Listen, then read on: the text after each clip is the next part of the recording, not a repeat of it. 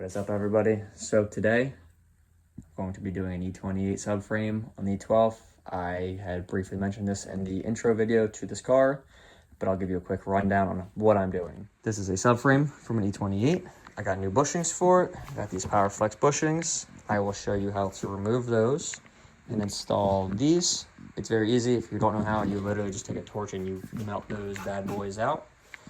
I have over there in that pile, I have an entire E28 rear end. I have trailing arms. I have axles and a diff. I don't feel like walking around there, but a diff from an E30. That's all got to go in here. But the first things first, I need to get this thing out. So it should be held in by just a couple bolts. I'm going to cut the brake lines because I will not be using them. I'm going to cut the e-brake line because those trailing arms over there have e-brake lines hooked up to them and I need to use that. So let's cut this, drop this rear end down. All right, so underneath here, we're going to have to do this 19mm bolt here. There's 22 here. Plus those little guys on there, they look from here like 13s. Same thing on the other side. This e-brake line I'm going to cut, I will not be using. There's a whole different just method of that, but for now, like I said, I'm cutting that. Getting rid of that. Shocks all have to come out. I'll undo this bolt if it will let me. Or going from the top, I'm not sure. But I want to drop this down in as much of one piece as possible. So like, I don't care if I run the brake lines, all those will be replaced. This is the line that I was showing you. That's from the Volkswagen, I think, like Vanagon or something. I don't know, I forget, but I can probably include that stuff. But break these bolts loose. I can't use any of my heavy tools, like my impacts, because my kids are upstairs sleeping, but hopefully they come off with just a regular breaker bar. Wish me luck.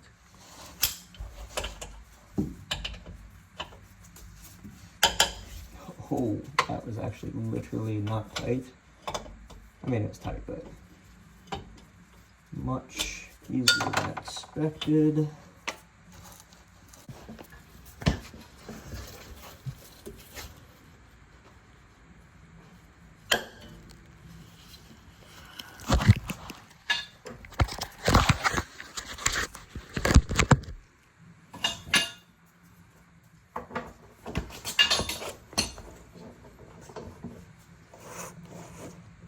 Okay, not too bad. Yeah. Okay. None of the bolts on this car have been like bad at all. They've all came off pretty easy. I'll go to the other side and do that. Same thing. You don't need to see that. All the bolts are loose. Oh, a little too far, I think. So, diff is no longer attached. Trying to jack this back up. Put some pressure on there. And this guy seemed to be pretty much off. I thought the whole thing was gonna drop off, so that was a little anticlimactic. I think I should just wiggle that out. Let's try this again. Okay, weird. It's not attached, I don't think, to anywhere. I need all the shocks. The diff's all unhooked. The bushings are all, let's see, are all out of place. There's a drive shaft loosely in there, but that can't hold it. These have no tension. Unless this whole subframe is being held up by this e-brake line, which is kind of crazy. I think it might be though. So let me try to find that when I realize what a brake line is. which this is not a good move. Oh, we're going to fall. But, you know, that's life. There's a jack under it. Hopefully the jack does something. Oh, alright, one side on. Alright, that sucked, but cut those lines. Okay, now this is just annoying. What the freak is going on? Oh. Okay, we're all... Is the strut holding it in? I literally unbolted the strut, so I don't know how that's possible. But I guess maybe the wheel, since the wheel's still on, the car's not high enough to drop everything down. The wheel's already touching the ground. Man, that's annoying, because that bolt's not coming loose. I tried. Again, with no impact. It's just not happening. So, annoying. I don't really know what I was even planning because I just want to get this all done. I should have done. All right, I did it. Now I'm laying on the floor in my garage, you know, midnight, normal Friday night, right? There's another bolt holding the strut in. I was trying to get it done. Like, I couldn't understand what was going on. Went inside, I like gave up. I was like, gosh, something, I don't know what I'm missing something. Google, they're like, yeah, remove the 3 nuts. I'm like, 3? All I did was 2. So yeah, there's 3 nuts holding the strut on, not 2, like the E36. You can't really drop the subframe unless you take all 3 bolts out. Not any 36. There's 3 on each side, not 2. Whoops. So that's why the rear end wasn't coming out. Let me fix that. Everything underneath here is now loose. I have to take the wheels off. I don't know why. I was thinking if I could just left them on, I guess I could jack the car up higher, which having it up higher certainly wouldn't hurt. But I'll pull that the rest of the way out. You don't really need to see that. This whole piece will be for sale if you want it. Selling that, don't need it. Shouldn't need any of it, except the wheels. Actually, I'd sell those wheels too. I don't really care much for them. But anyways, this will be out, and next step is going to be assembling that bad boy.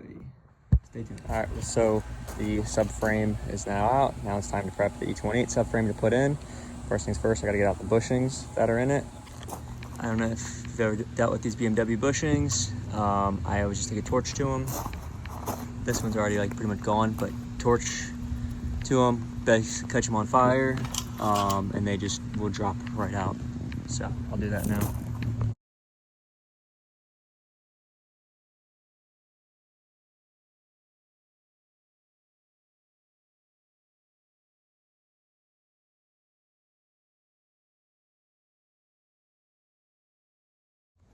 All right, so they did eventually burn out. That took a lot more than the E36s and stuff I've done in the past. Probably just better metal and whatnot, but they're all out. I'll clean them up some, and then the new ones should just slide right in. I'm also gonna take a wire wheel, do the whole thing, and then use some probably Eastwood rust prevention stuff, rust encapsulator, whatever, because there's clearly, as you saw, surface rust all over it. Nothing too crazy, but it's seen better days. And there's Eastwood down the street from me, so I'm gonna go cruise over there, grab that stuff. All right, so subframe's all painted black. So these little braces. Got the new PowerFlex bushings in there. I could have done a better job with this coating. I used a regular brush. I should use a foam brush. I didn't know. Now I do. The rest of the arms, I'll do that. But realistically, I just didn't want it to be rust anymore. I wanted it to be black and painted. So that'll be fine. Next step is to install this into the car, and I'll install it like arm by arm. I didn't want to do the whole. I was gonna do the whole assembly at once, but that's gonna be way too much. Too big of a thing in my small little garage. So piece by piece. Okay, got the subframe in. That's same as taking it out. Pretty straightforward. Hooked up the control arms. I was gonna paint them and everything, but for just like now, I just wanna get everything in, see how it fits. I read somewhere that they talked about putting spacers to drop this down. I didn't understand why, but now I'm seeing this trailing arm hits the body of the car. Part of me really just wants to like be a degenerate and leave it and let it clearance itself. This will, if I had the subframe bolted in first, and this will not line up. This will not get high enough. But I don't see why I couldn't just tighten this, get it all up there and clearance it. But I did go to the store and I bought some washers.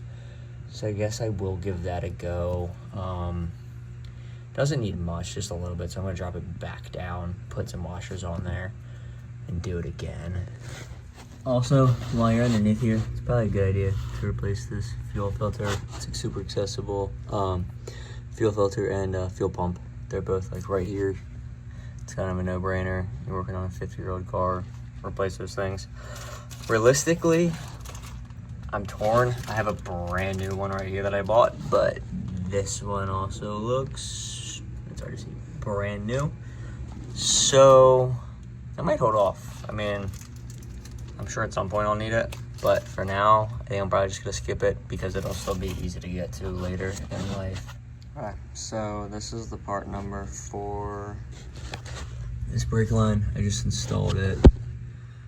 Just chipping away at little pieces, trying to get things out of here. The Volkswagen Vanagon or something. I don't know where the hell it was from. I don't remember, but that's what the BMW gurus told me.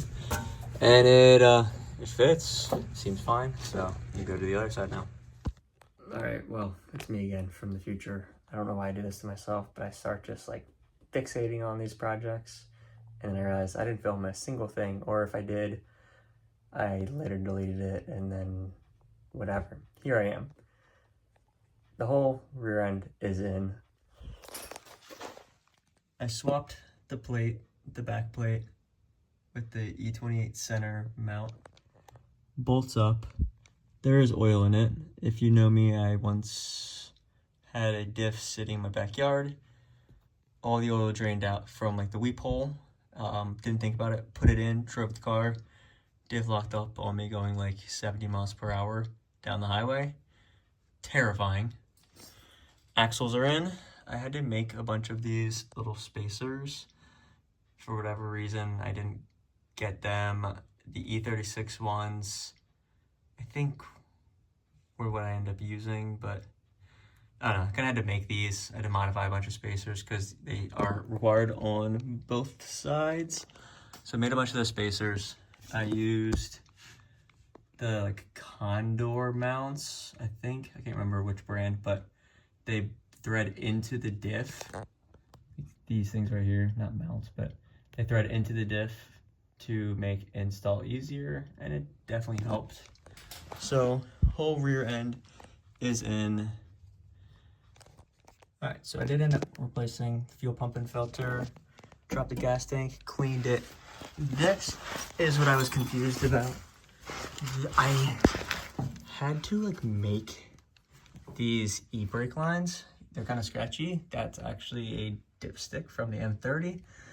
But the soft line from the E28 ends here, where on the E12 it ends up here. I see the same thing here, ends here. There, so you have to fill this gap with a pipe. I just use random pipes, they fit together, and the e-brake works. So that's kind of what I saw at the end. Like, I didn't understand the extending the e-brake thing, but that's why, because E28, what you need the E28 parking brake to work with this. Stops here instead of here. So you need to fill that gap. So again, my videos are all kind of sporadic and crazy, but like that is the rough how to do an E28. Like by no means is this a how-to video. This is more just me documenting my journey, but also hopefully helping some people along the way. So thanks for watching. There's more videos. Next one's going to be probably the E90 booster, and then I have some cool suspension videos on their way too. So thanks for watching again.